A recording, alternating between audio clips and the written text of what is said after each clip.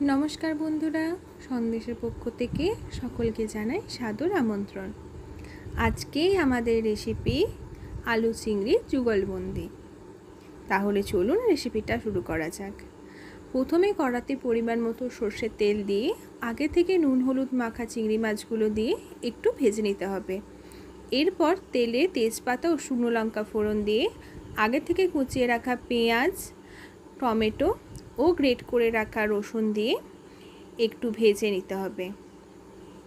যখন এই পর্যায়ে ভাজা হয়ে যাবে তখন আগে থেকে গ্রেট করে রাখা আদা, লঙ্কা গুঁড়ো, হলুদ গুঁড়ো, জিরে গুঁড়ো ও একটু জল একসাথে দিয়ে মশলাটা একটু কষিয়ে নিতে হবে। যখন মশলা থেকে তেল ছেড়ে আসবে তখন আগে থেকে ভেজে রাখা আলু ও চিংড়ি মাছগুলো দিয়ে আর একটু কষিয়ে নিতে হবে। এরপর গরম জল দিয়ে দিতে হবে। গরম জলটা দেওয়ার পর 5 থেকে 6 মিনিট ফুটিয়ে নিলেই রেডি আমাদের আলু চিংড়ি যুগলবন্দি।